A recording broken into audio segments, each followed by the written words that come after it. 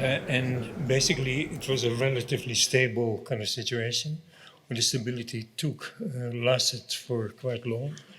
And there was also a kind of great mutual interest.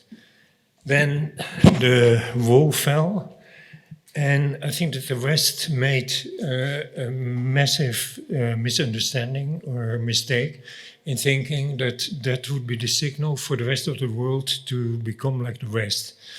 And the expectation was that democracy would almost automatically flow over the entire world and that everyone would live happily after. With that, the West was quite dogmatic and quite arrogant in terms of believing that its prototypes and its rules and its dogmas would prevail. And that arrogance also was part of Western architects and Western architectural thinking. And the idea of the city was still a composed entity with a geometrical identity and also projected on that local identities. But then Thatcher and kind of Reagan came, and essentially neoliberalism was installed as a kind of later worldwide system, not democracy, but neoliberalism. And the effect was that from a kind of situation like this, the French Revolution celebrated freedom, equality, and brotherhood. We are now celebrating comfort, security, and sustainability. In other words, all our ideological ambitions are undermined, and instead of that, we're looking for comfort. So this actually didn't happen. Instead of it, there's a kind of constantly changing turmoil of different kind of political relationships. And that became the main driver behind my kind of work apart from my architecture, an investigation in looking at non-Western kind of situations and to try to find and define how those non-Western kind of entities were defining basically new rules, new dogmas, and new kind of models of the city. And so I looked, for instance, at Singapore. This was the kind of perhaps the most drastic example. This is a section of Singapore in 58, here in 67 or 87. So the country was flattened, and any kind of element of authenticity was drastically kind of removed. So I knew that I was looking at non-democracies and looking at the effect of that political system on the radical transformation of the city. I looked a lot in the kind of Middle East and looked, for instance, how the kind of rulers of the Emirates were personally involved in kind of planning their country, and looking at the kind of result a few decades later, and making a serious effort to find a way to appreciate this kind of environment. And one thing you can say that the orthogonal and the geometrical have been kind of abandoned, that the urbanity is more or less defined by the kind of status of a resort, that kind of free time has become kind of much more kind of important than other motivations for the city, and that high-rise is the dominant prototype. Now, the West was unable, basically maintaining its own dogmas, its own preferences, and it was unable to either look or to appreciate these new conditions. And maybe this is the kind of, for me, the most annoying statement. This is Mike Davis, a leftist kind of writer, who, writing about Dubai, mentioned that it combined Walt Disney with Albert Speer on the shores of Araby. And so for me, it's a really offensive statement in the sense that two Western prototypes, Disney and Howard Spear, are used to denigrate other cultures that are non-Western. And for me, this kind of constant position, and this position, whether it's the left or the right, that is the critic, has been, for me, a constant obsession to try to find other ways of talking and other ways of communicating. And Davis wrote a book called Evil Paradises, and that is, of course, quite close to George Bush's Axis of Evil, and their left and right are in perfect balance. So we saw it as our task or as our role to communicate, to find a different way of communicating about these kind of environments in the heart of Europe, in this case, a Biennale proposition in Venice. Basically, I became so serious about this kind of mission that I started teaching at Harvard. And kind of one of the reasons I was teaching there is that in '95, the student body had drastically changed. It was no longer kind of white people or mostly Western people. There were basically students of 40 different countries. And therefore, I saw the student body as a kind of potential support of my effort to look elsewhere and to try to identify different ways of working and different ways of being.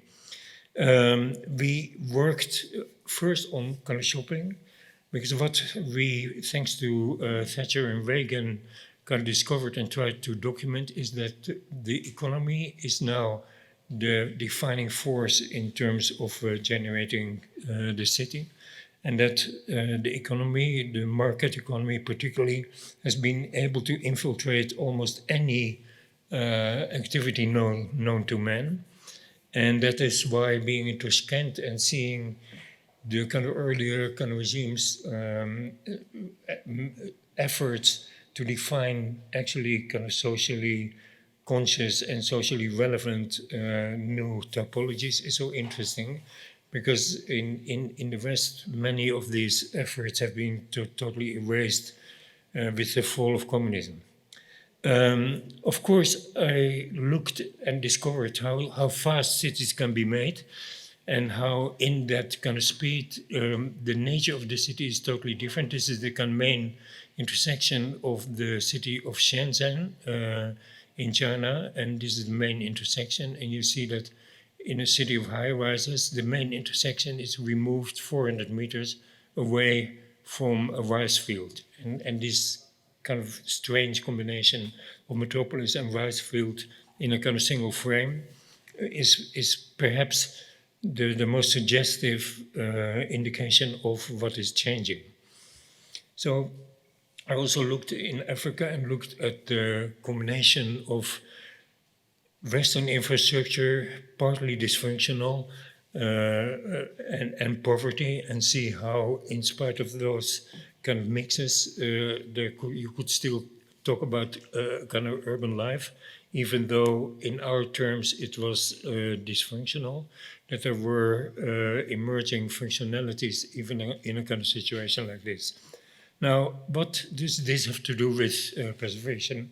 Maybe not so much, except that with my Harvard students, we discovered at some point that if you take here the behavior of Wall Street and the incredible kind of ascent of the market, that you see that the World Heritage sites have expanded almost completely in parallel, or that tourism has expanded completely in parallel, and that World Heritage sites have also expanded in parallel. So there is not only an idea that we need to preserve, the idea of preservation is also fueled and determined to a larger degree by the economy and by this market economy. And when we saw this, it became interesting to try to find out or try to analyze what preservation was. Because before that, I was kind of quite naive and thought that preservation is basically the enemy of architecture. But when I looked kind of more carefully, we discovered that, and that enabled us to kind of read the idea of preservation in a totally different way, that the first rule of, or the first concept of preservation was taken a year after the French Revolution broke out. That the second rule of preservation in the Industrial Revolution in England happened later, but also coincided with these two revolutions. And in a way, it became kind of logical that if you have a revolution, everything changes, and that therefore you have to some extent begin to consider what you want to keep. What we also kind of felt is that this is a cloud or an escalating mountain of modern inventions, starting kind of more or less kind of here, and together kind of responsible for our current culture.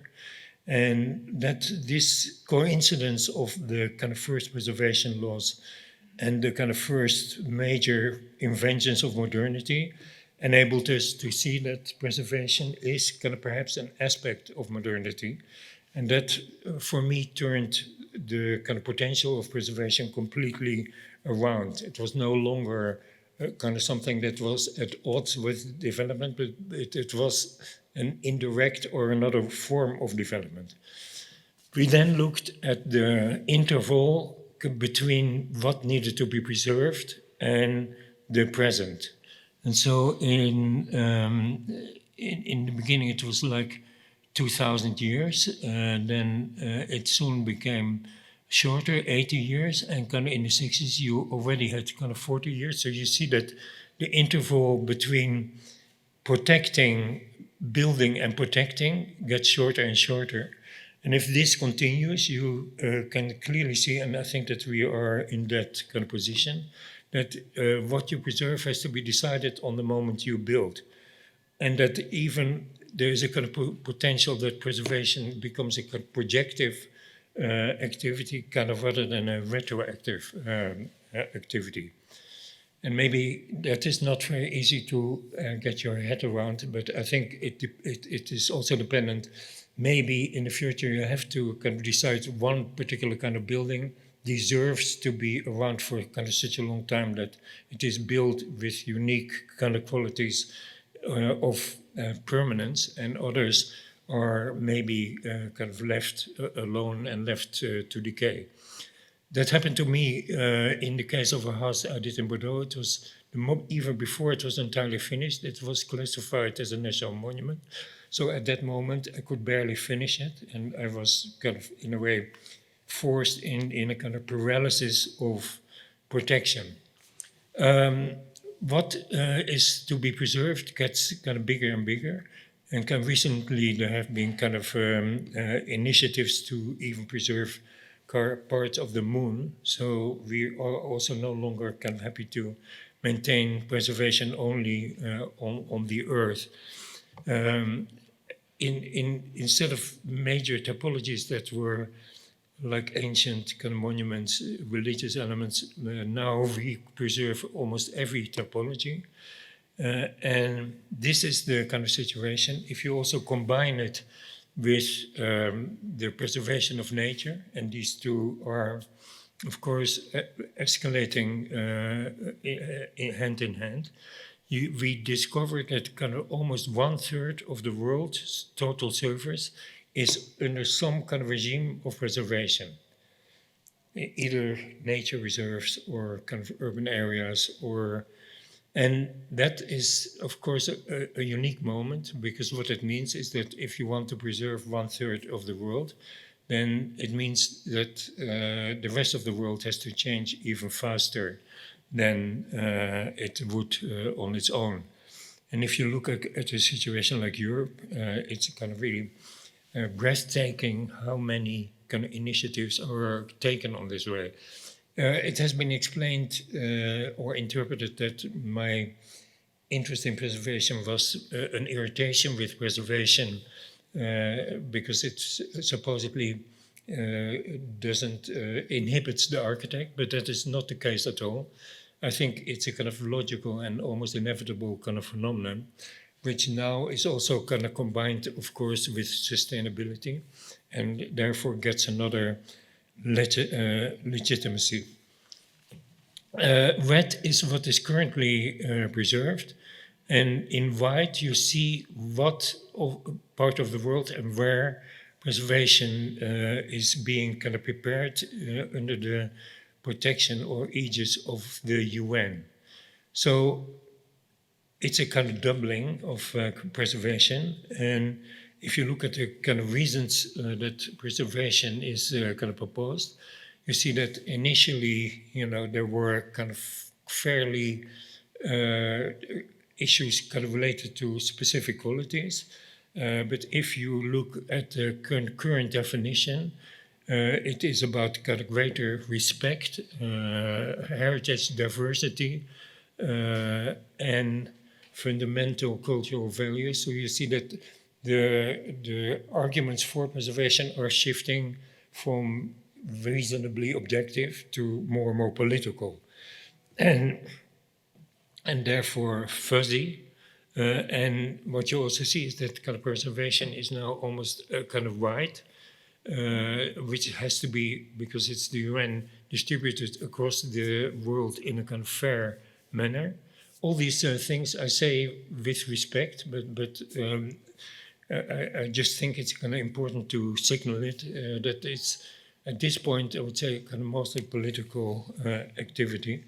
And you also see that this huge increase of preservation areas away from Europe is an enormous stimulus of the economy and of tourism at the same time. And of course, there's a big debate whether tourism is actually the friend of preservation or the enemy of preservation.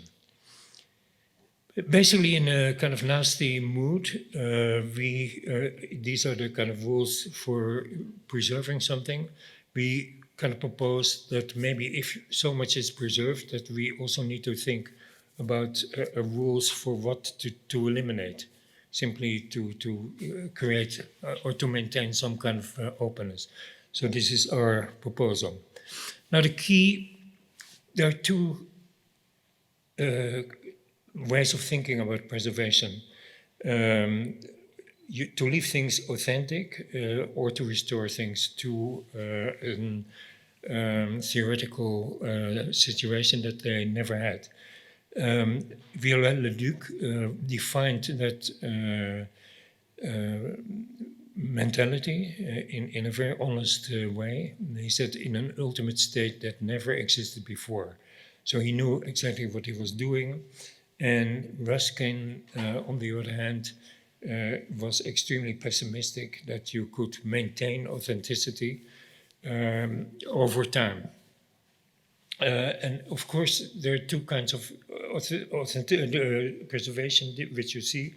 Chernobyl, a kind of involuntary preservation, which kind of really is incredibly eloquent and incredibly moving, and therefore kind of represents an visual way in which mankind can kind of recognize what happened to it. And this is the restoration of the Sagrada Familia in Barcelona, which at this point it becomes kind of very difficult if it's actually a fabrication or a preservation. And it seems kind of as the building of it goes along, that authenticity is more and more eliminated. So preservation authentic preservation is incredibly difficult to realize. There's a kind of shop in studio in Damascus, incredibly authentic, but next door there's a kind of thing turned into boutique, and then it's called preservation, but the inauthenticity is alarming. Here too, and this is a kind of preserved kind of street in kind of Italy, and again, the inauthenticity is almost strangulating, any kind of feeling that you could potentially have for it. So I think that a large part of preservation has an enormous effect on our cities, partly because of situations like this one, which are impossible to distinguish from gentrification, but also have a kind of almost an ugliness which is its own style.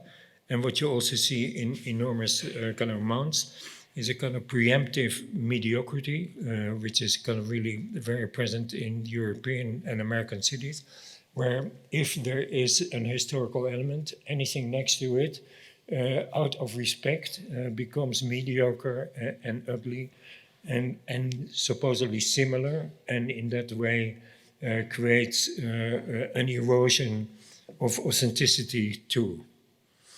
Now, there's one way and one element that almost the entire global political domain, I have to make an exception here,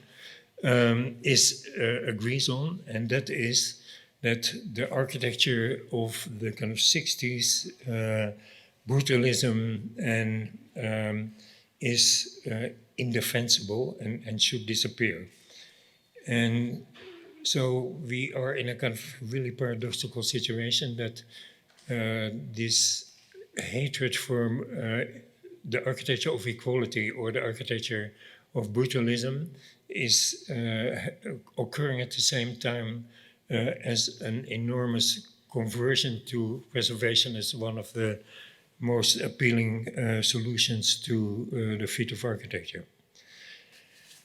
There is, in my view, preservation can be kind of very sane and very productive, and I think it is a new part of the architect's repertoire that we've seen examples of it this afternoon, which I think are unquestionably adding new potentials.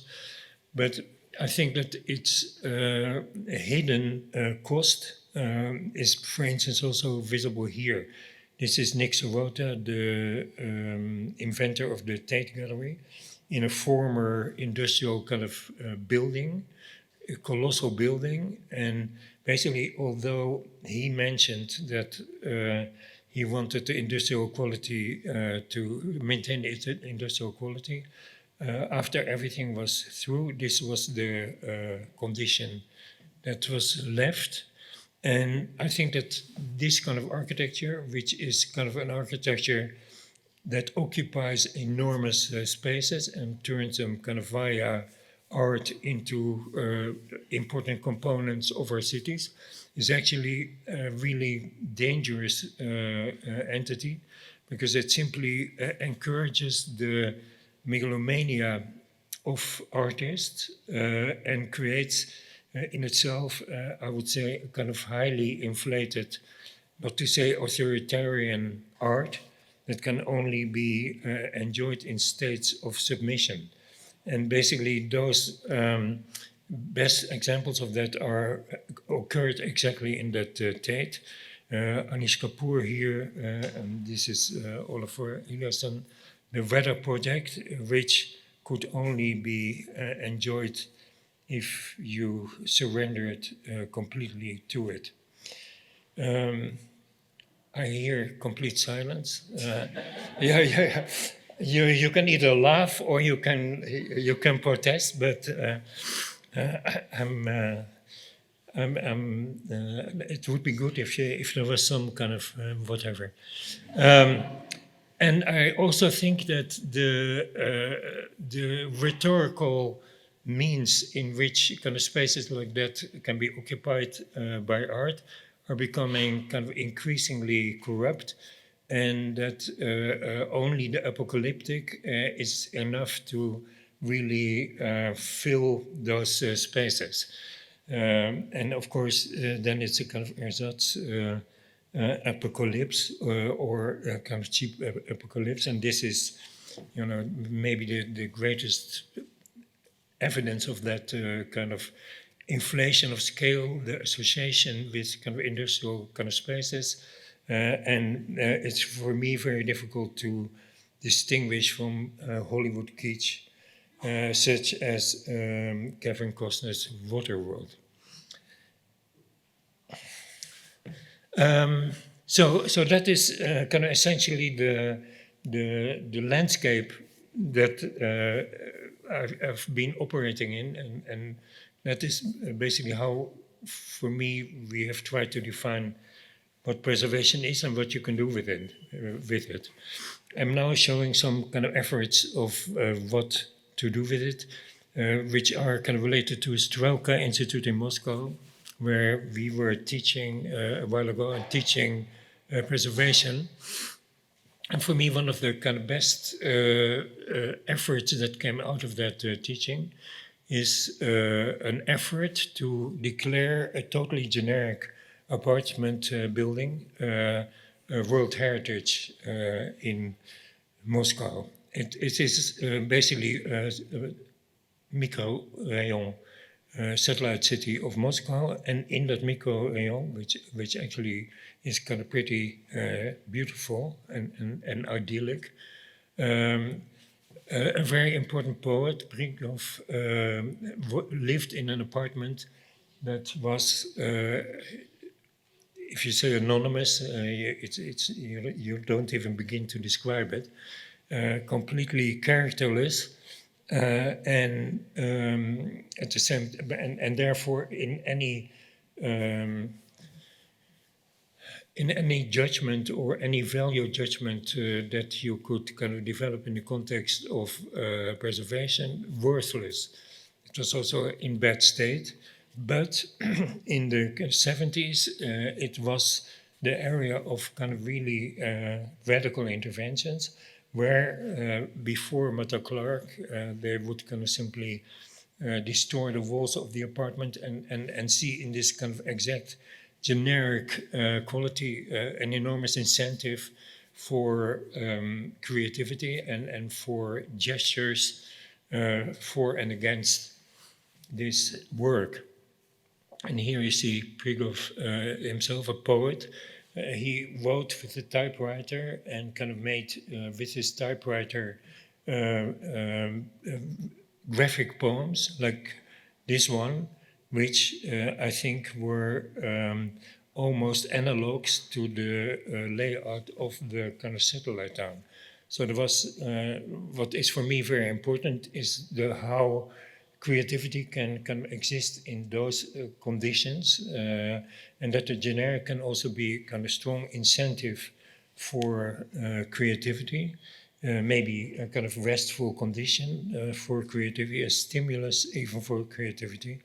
And these are kind of some of the for me, very deep and beautiful commitments he made to that so-called characterless satellite town, which in the end he declared as his duchy, almost like an aristocrat. He owned it and declared all of this a kind of highly special and highly poetic condition. So we made an effort, and we promoted an effort to make this kind of UNESCO heritage site. If you go on with what could you do with preservation and what this is disturbing about our current kind of thinking about preservation, I would say that Berlin is a kind of very good example. The wall fell, the market economy happened, and immediately all the unpleasant elements of the kind of city, the wall was eliminated. And I think that was a catastrophic mistake, because that wall was kind of really a monument that explained so much about the post-war period in Europe, about everything that happened there, that its sudden absence created a kind of absurd condition. And that absurd condition was even kind of reinforced by the equally, in my view, unintelligent decision to remove the Place de République. Place de République was a monument of the East German government, which was, in a very interesting way, a program where political activity took place, but also parties, also theater. So it was a kind of vast range of imagination, in my view, and technique, because the technique was incredibly sophisticated, where a regime basically had an opportunity to show its best side. And I think the fact that it was eliminated so quickly by the West once they were in charge is perhaps, and maybe nobody will agree with me, is partly responsible to the enormous increase of the right wing in East Germany, because simply it was seen and experienced as a kind of onslaught and indifference and aggression to an important part of the country. So this was the thing in its heyday, fantastically complicated theater that could be either used for party circus or kind of more serious performances, many different configurations, beauty, but it had to leave, to go, supposedly because of asbestos. And I was part of an effort to try to stop that, knowing that our chances were very low and that the opportunities for using spaces like this one, which were used in experimental theaters after the fall of the wall, and turned out that the entire building, even as a kind of semi-ruin, was a fantastic environment for performance, cancelled and basically replaced by this. Which is, of course, another kind of form of preservation, but preservation that kind of recreates. So I now want to show maybe kind of some things that I've done in preservation myself, but I'm a bit reluctant because I think perhaps for me the most interesting thing was work on the Hermitage Museum. This is the Hermitage Museum. You kind of probably know it, all along the Neva. What is less known is that it's kind of really a collection of different entities, a former palace, a former museum that the Tsars built, then a kind of formal kind of museum, and then a theater as part of a big museum. So it's a lot of different entities that are turned into a single museum.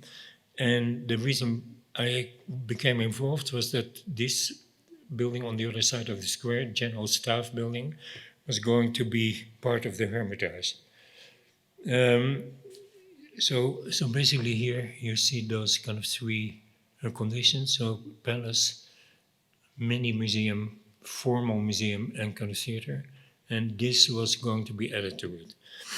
Now, the first thing, these are all the museum, all the rooms that were already in the Hermitage. And these were the new rooms that were kind of being added, 800 rooms. And in the color is a kind of code indicating which room was a monument and what could be changed in each room.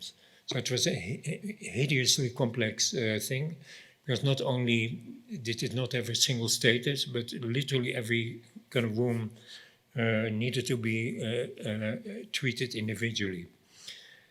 And as a kind of typical neoliberal kind of moment, the Guggenheim Museum in New York was going to support the Hermitage to turn it into a museum, and then, of course, also get a foothold in Russia. And here you see Tom Krantz, the inventor of the museum franchise, Frank Gehry and myself arriving on the scene. Now, the criticism of the Americans was that none of the rooms was big enough to contain American art. and that therefore the most urgent thing was kind of to create spaces that in which American art would fit. And basically, I then kind of started to work with Michael Podolsky, the director of the Hermitage Museum, in kind of resisting that kind of effort. And so we made a kind of inventory and basically looked at the actual conditions in this museum. And I want to kind of really make a big difference between the conditions in a museum and museum conditions. Because partly, I think, because of our almost addiction to preservation, the standards that, and constant renewal, the standards, museum condition standards are getting higher and higher. Technically almost unreachable in terms of air conditioning, light, UV, etc. That it's almost impossible now to restore a museum and not fundamentally change it because of all those conditions. What was beautiful there is this is perhaps maybe the most important painting of the 20th century. It was illuminated by daylight, very dangerous. There was a kind of marginal protection. There was a huge label. And of course, the curtains were not exactly modernist. But at the same time, the effect of this and the ability of that particular situation to have a direct communication was really breathtaking. Exactly because of the authenticity of the situation, the experience of looking at this painting, strangely enough, hanging on the wall of a palace, was sensational, kind of really. And then I started looking, at this whole 800-room museum, and what I found almost randomly distributed in kind of some of the kind of spaces were, for instance, storage conditions where small sculptures were simply exposed on tables with paper on it, wrapping paper. And if you looked at one of these things, you saw kind of crazy combinations of military, religious, animal, sweet, nasty, diabolical kind of things combined with such density that, again, it was a breathtaking exhibition that in a real museum you almost never experience. So, and as a kind of believer in the kind of authentic, I then started to speculate and try to convince unsuccessfully the Hermitage that perhaps we could explore and exploit the neglect of these kind of spaces and find a different way of using the neglect in combination with perhaps the most stunning art to create genuinely new experiences kind of in the museum. And the other proposal that we made is let's take those 800 rooms, let's basically take maybe 20 rooms per year and give it to somebody, a curator, an artist, a random person, and ask them to do something with that museum. And then basically after 50 years, you have the most sensational museum of the last century or last 50 years that you can imagine. And so the Guggenheim was organized a motorcycle show, and then so you could basically insert a motorcycle in any of these kind of rooms. And again, the effect of the clash between the two conditions, both authentic, would be amazing.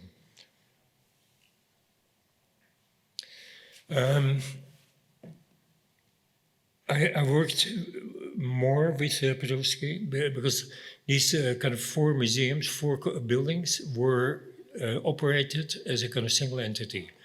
And that meant that there was a kind of single circulation that kind of basically more or less forced everybody in a kind of more or less compressed time. Most of the groups were guided tours to basically visit every part of these kind of 4 buildings. And that became a kind of very limiting experience for the entire museum, because you would never be alone, but you could also not independently appreciate and comprehend what the different components really represented.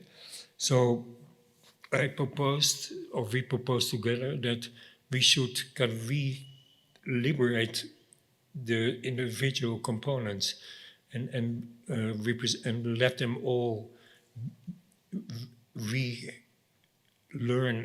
a kind of their own authenticity. The palace a palace, the museum a museum, this kind of private museum and the kind of theater, and to basically stop this obligation to visit all of them. And also we were able to kind of open, as part of that, create separation between the two of them, and in doing so, restore important circulation in the city. And that is something that to some extent has happened. This is a kind of building in Moscow that Katja and I did. And that for me kind of represented an credible way of working on the issue of reservation.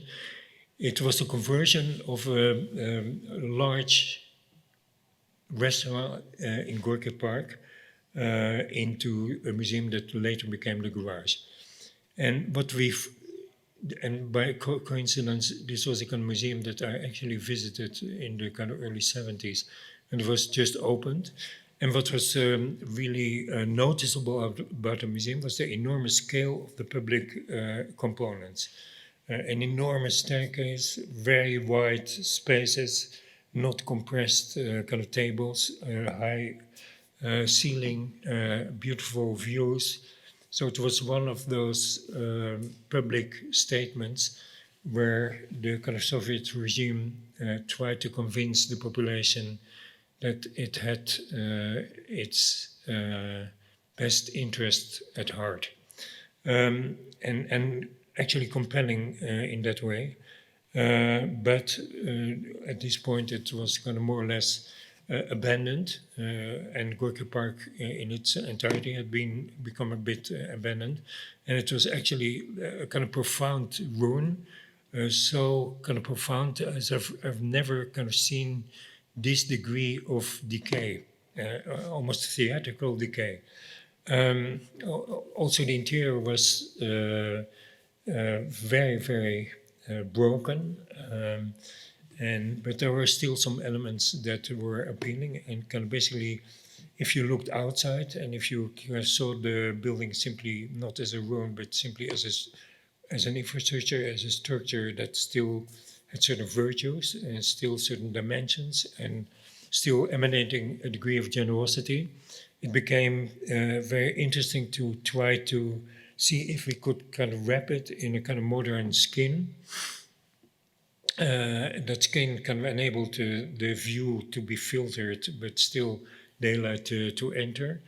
And we also kind of used that skin to basically wrap the entire building in a series of ducts and surfaces, so that the building could breathe from the kind of outside and be modernized kind of through its skin.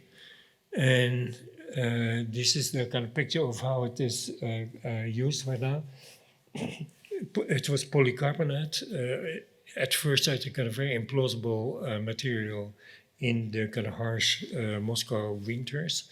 But at the same time, with a certain kind of elegance and also changeability, because it takes light in a kind of very wonderful way and constantly changes, and also is semi-transparent inside and outside, so that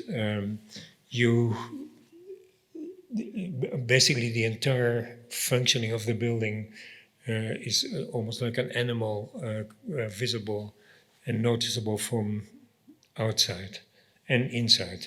So here you see the old iconography, and we were able to, and that was perhaps the most interesting thing. We were able to convince a client to actually again here accept a degree of decay of the decorative kind of system, not to kind of restore the tiles, not to restore the bricks, and to simply see this as an area of spaces, and use those kind of spaces in kind of very flexible and ideal ways. That was simply the kind of result of the excess space that the Soviet regime kind of injected in this condition. Here. So what I've and we kind of really felt is that what we were having here is basically a building that had kind of died, that was a ruin, but that still contained properties and qualities that could be kind of resurrected and kind of reinterpreted in a new way. Okay, then another kind of form of preservation, I now kind of switched to America and to the West.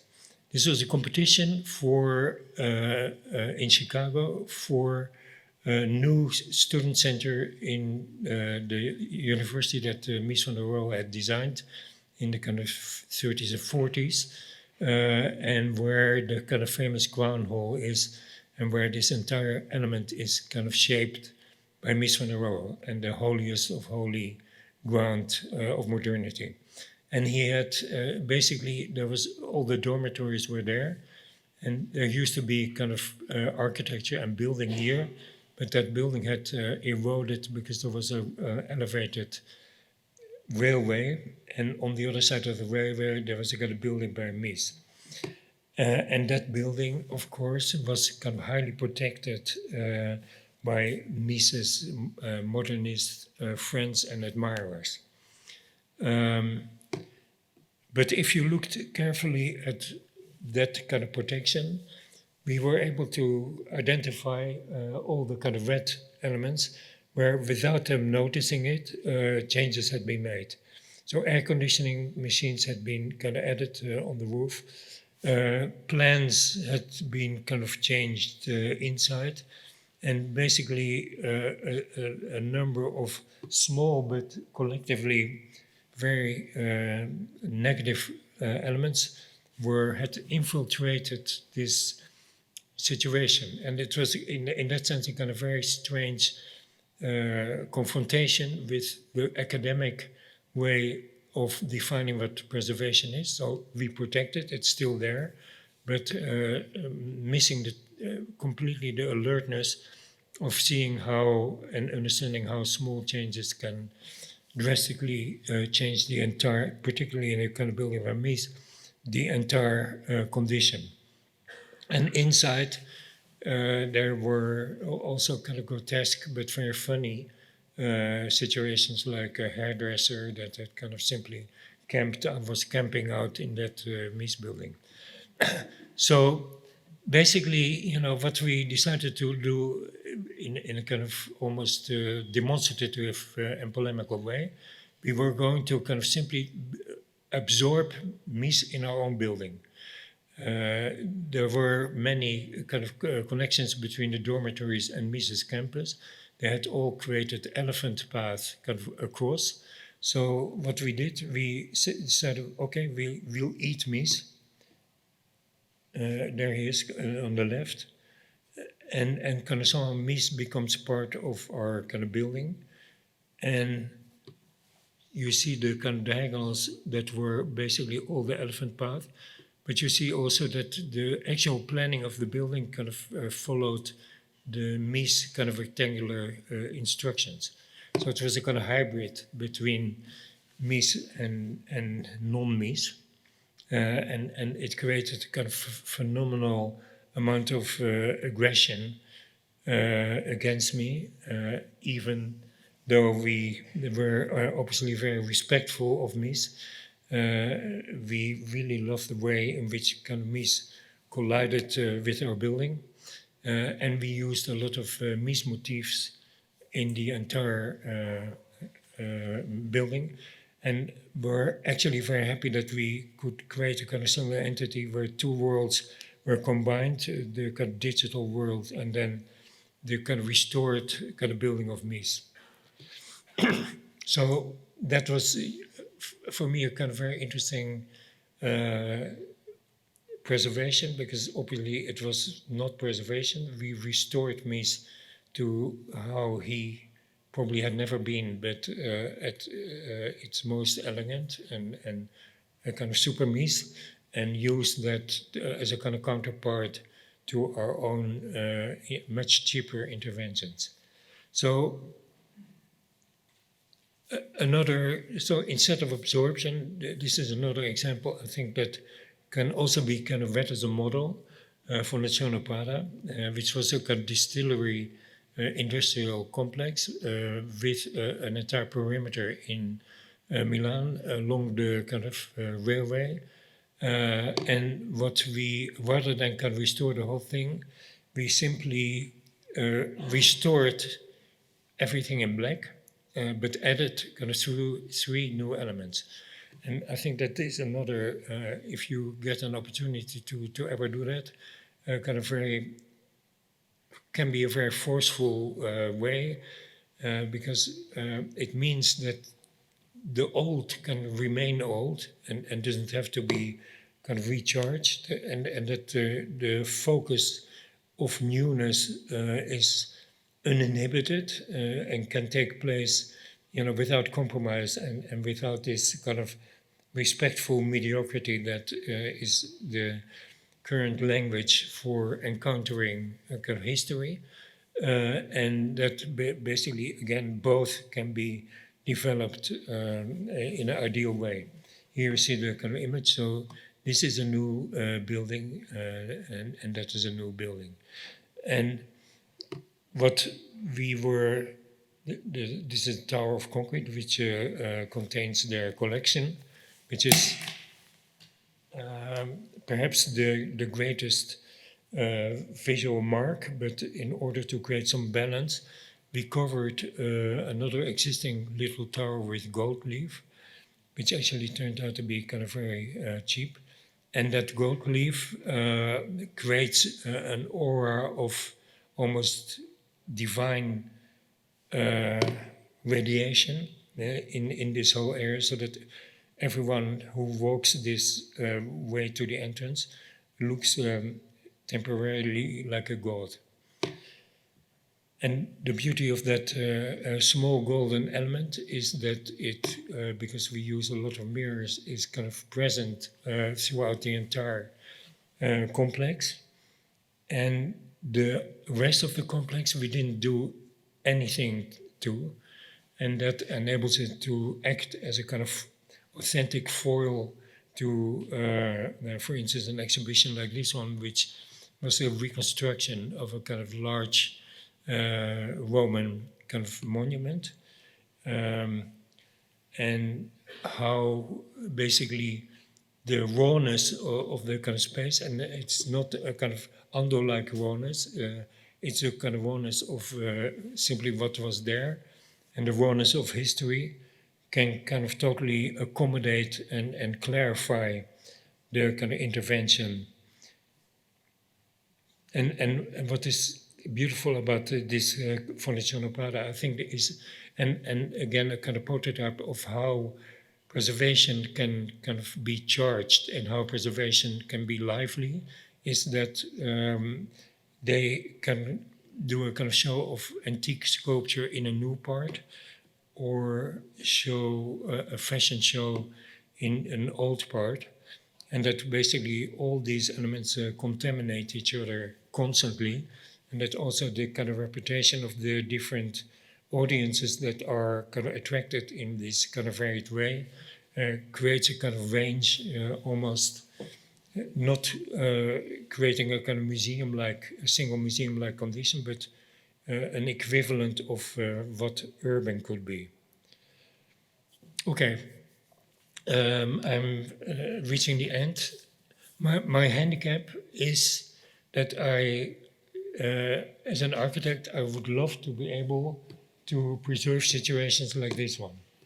For me, it's an incredibly beautiful moment in Hong Kong or in China, and somehow you feel that both architecture is, of course, inclined to eliminate this kind of situation, but preservation cannot save an area like this one because there's nothing respectful about it.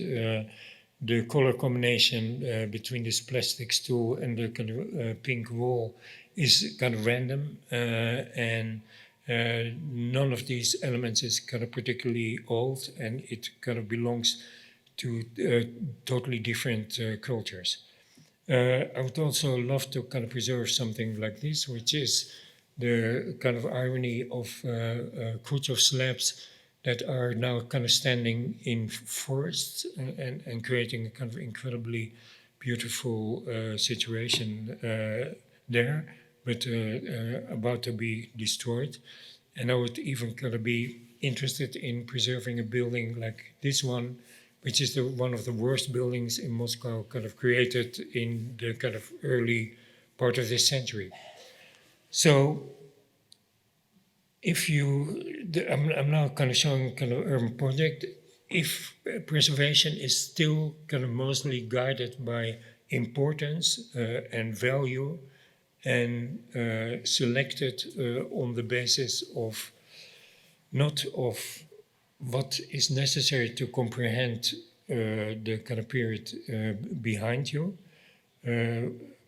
Understanding history is for me one of the kind of best arguments for preservation, but it's still a selection, and a kind of very harsh selection, where a building like this one is inevitable to be preserved, but where, for instance, more comical efforts, which are half Maoist and half Stalinist, are almost all kind of disappearing without a trace, or where a period, for instance, when modern buildings needed to have Chinese roofs, are also disappearing without a trace, and where spaces where important political events unfolded are also ignored and not kind of preserved.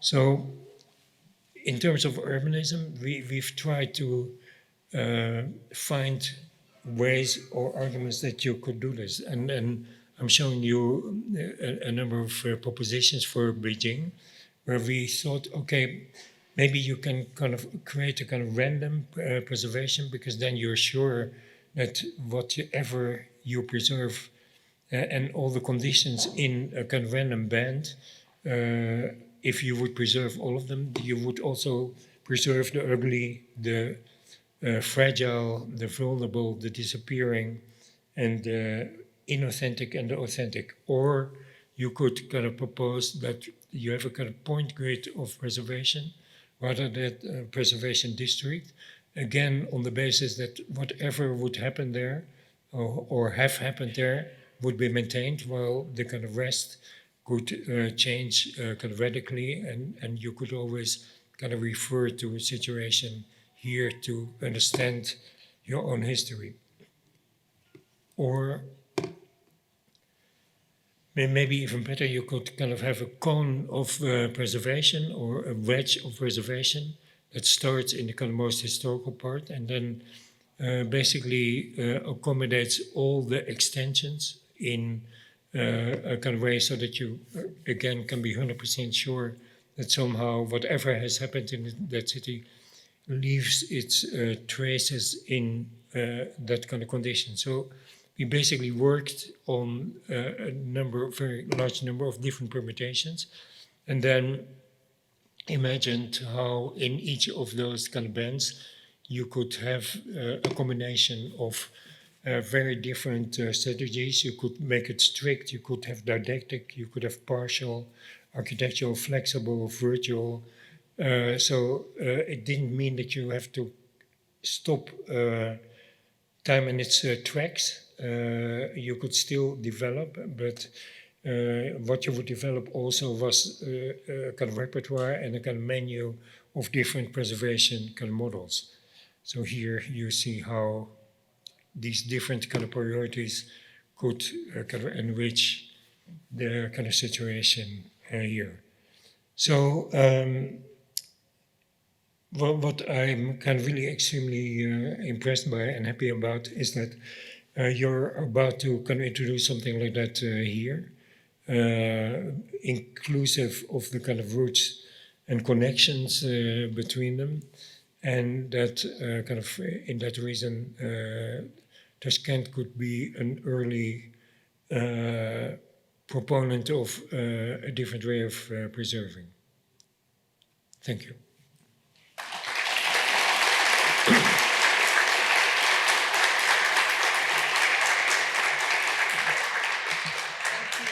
Thank you very much, Ram. Are there any questions? Or do we have the microphone? Yeah. I was intrigued by your condemnation of the Tate as an incubator of quasi authoritarian art. Mm-hmm. And I can understand the point that you're saying that the scale of the size conditions art to shoot with all cannons it has and become super present somehow. But I think it's also in the power of the artist to deal with that space. And especially the Olafur Eliasson project, the weather report I found, the weather project I found actually quite inverse. It liberated people to behave in a way in a museum like they never ever behave. Normally the museum has the power to tell you that you have to stand upright in front of a painting. Mm.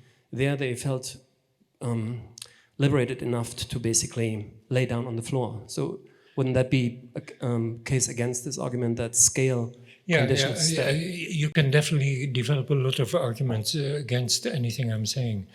And I'm deeply aware that I'm not telling the truth necessarily, but I'm interpreting the time in which I live. And yes, you could say that the Olafur kind of project was actually a wonderful project. I think the Kapoor project also was a wonderful project. But in spite of that, I think the Tate has contributed to an incredible inflation of the artist as a kind of figure. And that is in itself, if you see, how much more important the artist has become in the past kind of 15 years as a kind of figure, almost as a kind of political figure, then I would say that the opportunity of the Tate to represent their vision with this kind of unfiltered purity is part of that. It's of course also the economy, because of course all these installations are sponsored by Unilever and all of that. So it's also the merger of economy and.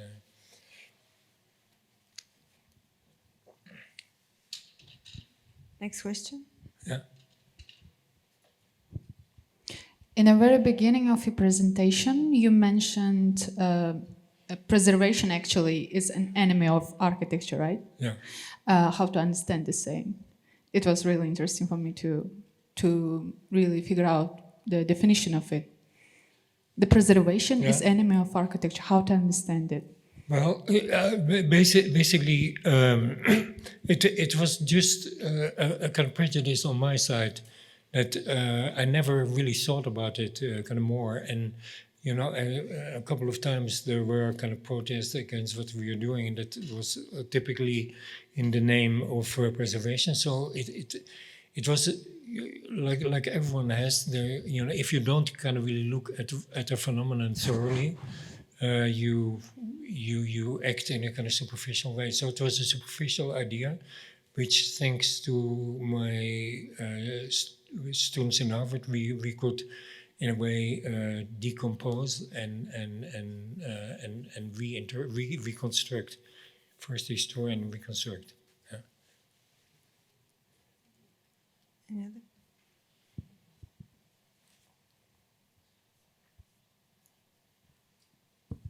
Yeah, I was quite intrigued by your lecture. Thank you very much. My name is Niklas Berner. I have to say, in advance that I'm from Berlin, And so one thing which I would like to add to your lecture is that there's a common prejudice that the Palestine Republic has been destroyed by the Westerns. It has been destroyed by the wish of the Easterns in the parliament and in the public debate.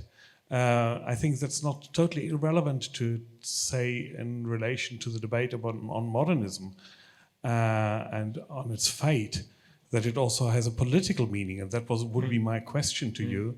What a political meaning has it to deal with and to conserve modernist architecture, for instance, from the Stalinist or Brezhnev period in Soviet Union? This will be one thing.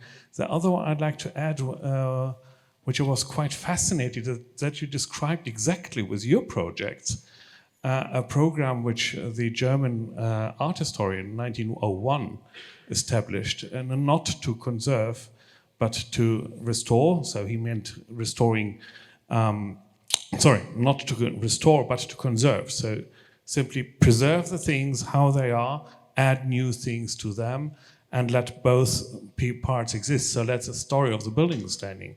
That would be my second question. What part of the story, how do you decide which part of the story, for instance, from the Hermitage, has to survive and which one not? So two questions. One is political. What is the political meaning? The second one is which part, who's deciding which part can survive? Okay, well, I think the first part, whether the wall and the Palestinian Republic was kind of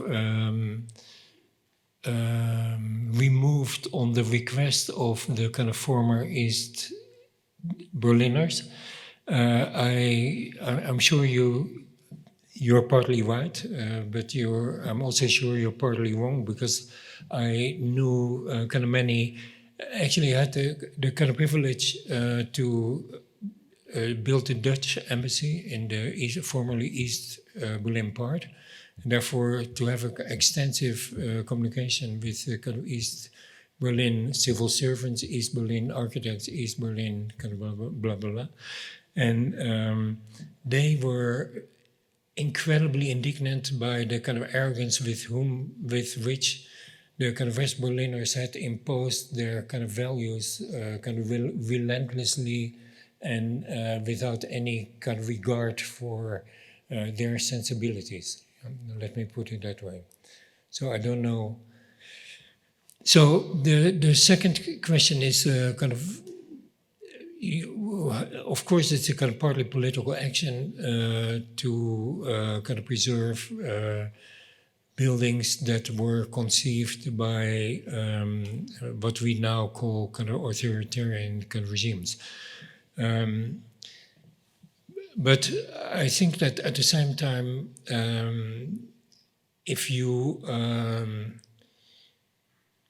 interested in paradoxes, and I'm very interested in paradoxes, if you never preserved anything from an authoritarian regime, we won't have any history.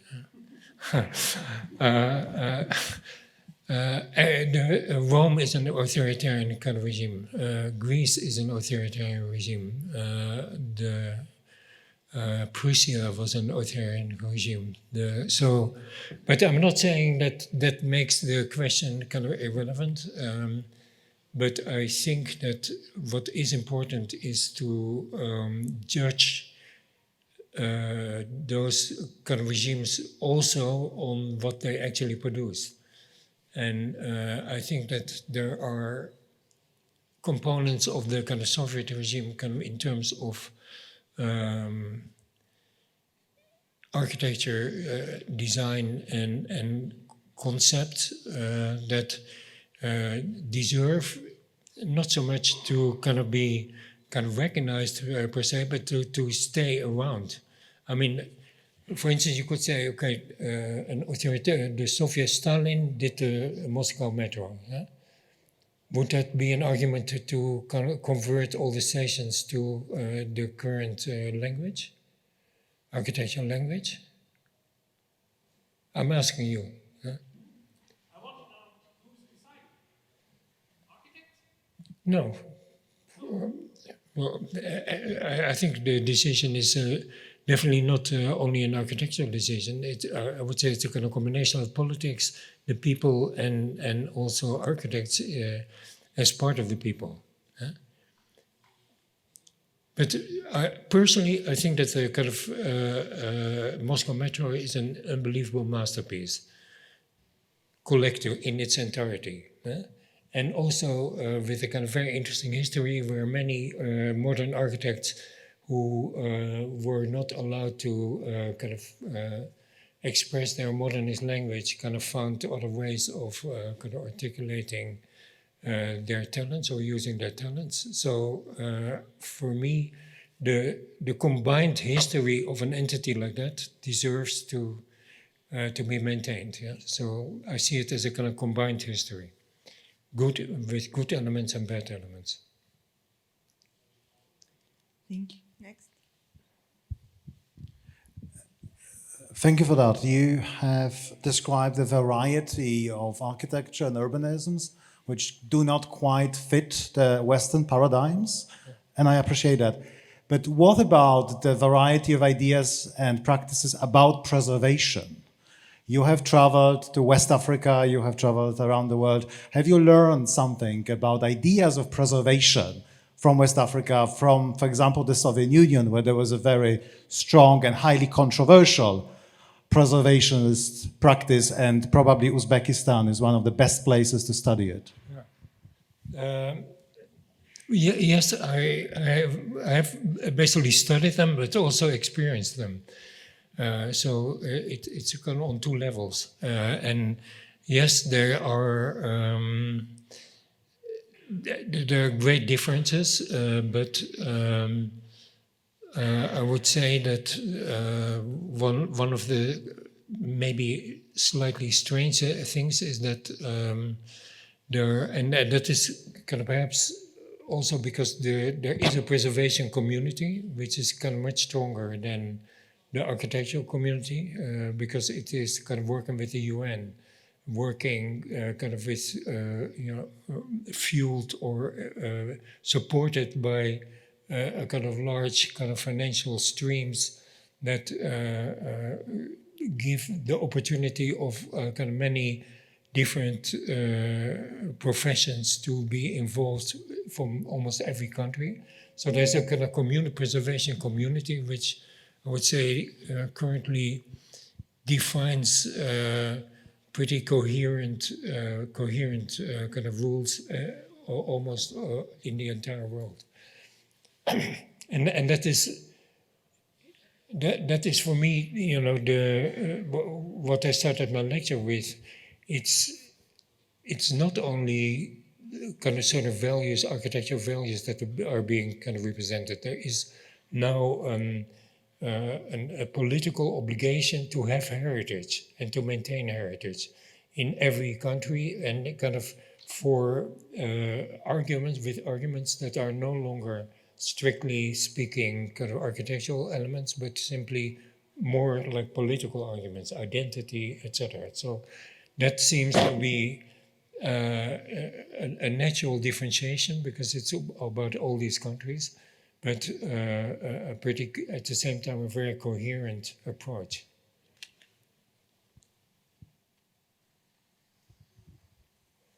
Well, thank you. Just more a comment than a question to maybe to introduce even tomorrow work. Well, first of all, thank you so much for a stimulating lecture and also for this afternoon, which was so dense and so intense. I think that we have picked up so many issues that probably a university course could be condensating in such an afternoon,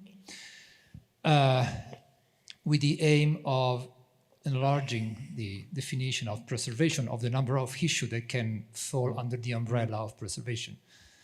My question is about the risk of being a little bit slippery in passing from language to the other when stating what is preservation, and the number of things that we can actually keep under these keywords of this afternoon, because they are quite different from German. Denkmalpflege, for example, is a word meaning take care of monuments, which is something different from what we are strictly assuming today. So the matter of the language is my question.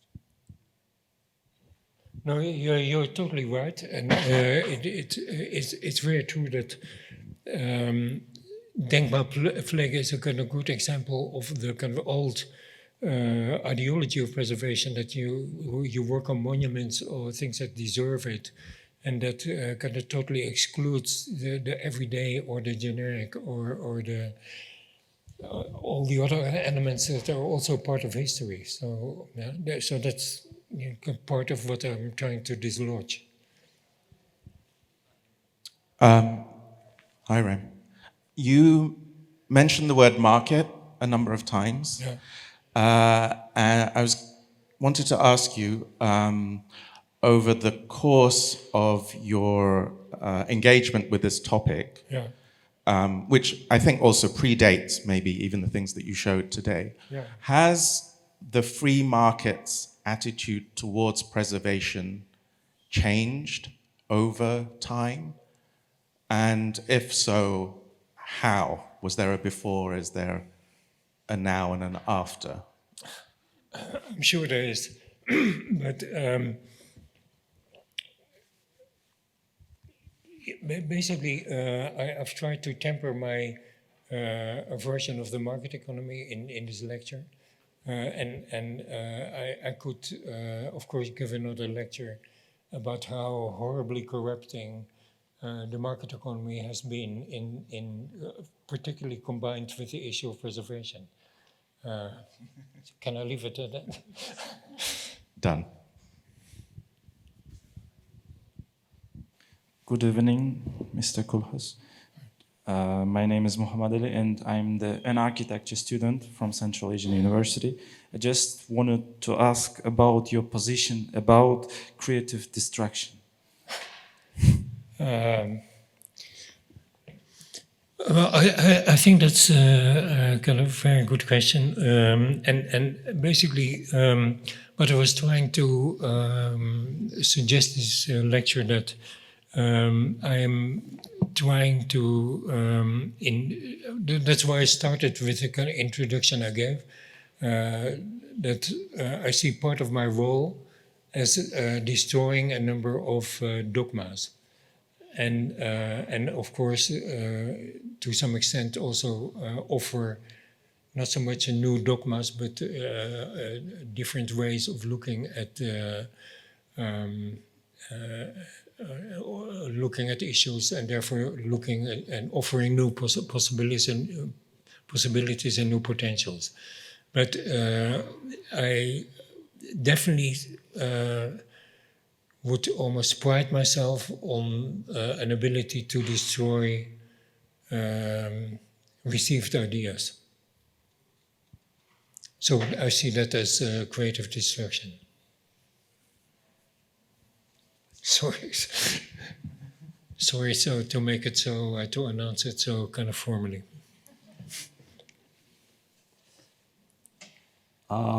Rem, you just talked about your interest in paradoxes, and what was your age when you started to be interested in them, and the main interesting you found until now? Thank you. I can't say it's just a given. Yeah, it's a given, and they're used to. I think it's also.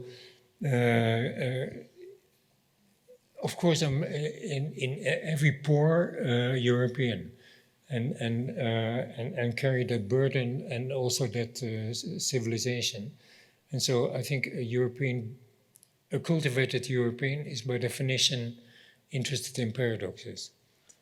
But I'm also interested in the rest of the world and in being not a European, and so that's another paradox. Hi. My name is Elvira. I'm an architect from Almaty, Kazakhstan.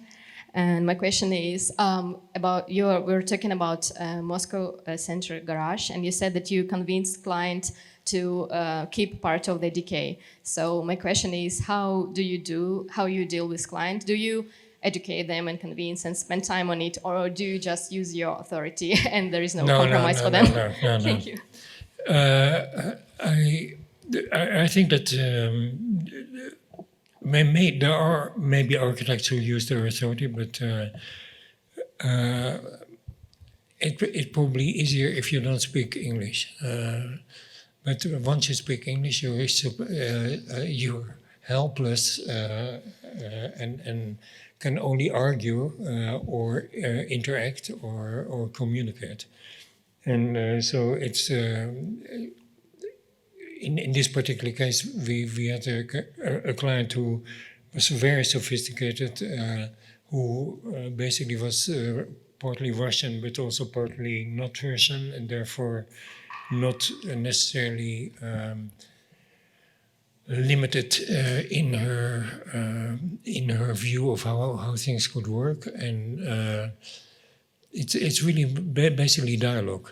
And I honestly believe that dialogue is the key to any architectural intelligence, and therefore the idea of imposing authority is kind of really anathema to me. Thank you for your lecture. Do you mind please addressing the environmental paradox that I find was lacking in your presentation as it relates to the field of modern preservation in particular? Because as you know, it could be an enough argument to preserve even the banal, like what you've presented to us, since it is in most of the cases, is more environmentally friendly to preserve than build anew. But conversely, however, like we've seen in one of the interventions in the afternoon of Lucia Alais, most of the modern buildings are more beyond than half of their lifetime, as any efforts to preserve them is only a manner to delay the oxidation of the concrete. Thank you very much. Sorry, I think that she's a really wonderful kind of thinker, but I see her mostly as a polemicist. It's a kind of course, she's right, but in the meantime, in kind of thousands of engineering kind of firms and technical paint firms, they are kind of working on easy ways to cover, to paint, and to stop this whole process. So it's wonderful to be alarmed and to have another anxiety kind of introduced in our anxiety-ridden profession. But I think there's also kind of people thinking about how to deal with it.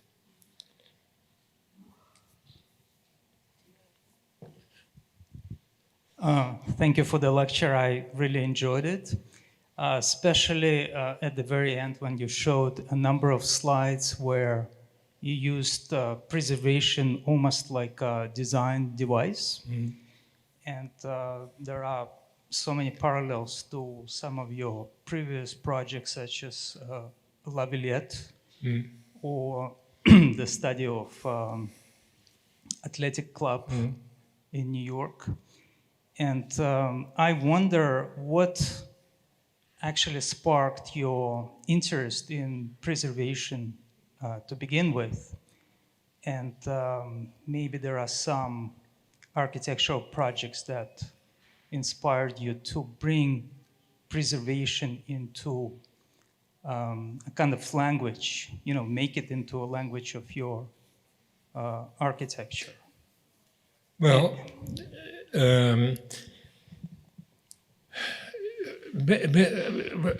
I really love Roman architecture, and so for me, let's say before I actually looked into this kind of whole issue, that the Roman architecture was the kind of emblem or the paradigm for my idea of preservation, because by and large, we've left Roman architecture alone.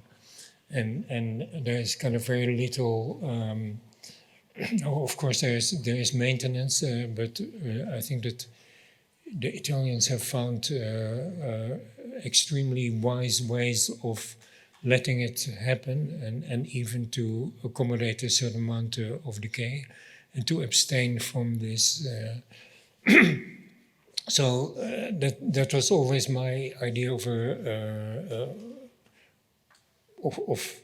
what remains and why it is interesting that it remains. So that was my let's say ideal, and then of course I became in the course of the kind of 90s kind of really more aware that a lot of preservation was kind of done partly for economic reasons, and that there was beginning to be a kind of serious entanglement between preservation and gentrification, and so gradually it became more interesting and more challenging to think about. Thank you. Good evening. My question in Russia. У нас, как бы, если посмотреть, вы упомянули про ценность истории, что мы должны ценить ее, но если посмотреть на советские, как бы, здания модернизма, многие были построены на старых городах Узбекистана.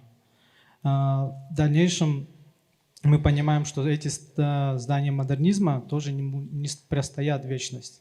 То есть есть срок бетона, который может прослужить. И что тогда с этими зданиями?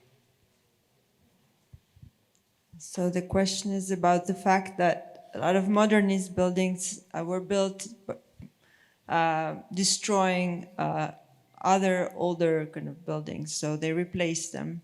But also modernism has an expiry date, so how do you see what can happen next? Well, I think that the earthquake, in a way, unburdened modern architects here to because many of the things they built were necessary, which is always a kind of wonderful thing if you have to design something, and for sites that were not occupied by other things. And I would say typically I have, in my experience, almost never kind of taken the place of something else. It was always things that were not there. Rotterdam is, of course, a kind of place where there's a lot of kind of vacancy. So I don't think that's a very big issue. But as you saw, I did make a kind of proposal to when to erase buildings, because I think there's a kind of very large difference in terms of the inherent quality and let's say life of contemporary buildings. They're kind of usually built worse and don't have the kind of inherent long life. So that is also a kind of thing to consider. Yeah, I think with preservation there should be what to cancel. Thank you. I'd say this would be our last question. Hello. My question is kind of banal, but and it doesn't touch the main theme of this presentation. And how can you characterize a modern architect? And what skills should we have these days? And what is the second part? What skills should we have these days? You mean modern or contemporary? Nowadays. Contemporary. Yeah, no, I understand. I think it's very difficult to say for me, you know, because there are architects who are genius in a very with a very limited set of skills, and it actually helps them to have a fantastic career. There are other architects who have huge amount of skills, and it creates a kind of terrifying confusion. I think it's kind of really highly individual kind of thing. And that I used to be very skeptical about the architecture profession, but now I think it's actually one of the most beautiful professions for the reason that every architect is obliged, whether he wants to or not, to know something about history.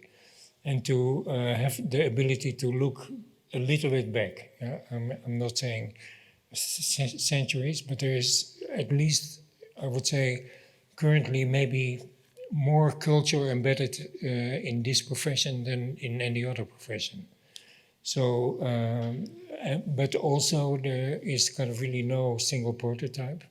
It's still kind of surprisingly rich in terms of the different ways in which you can be an architect. I think we can wrap it up with this. Thank you very much, Ram, Thank you for your time. And thank you very much, Gaine and the Foundation for organizing the event and the conference. Thank you all.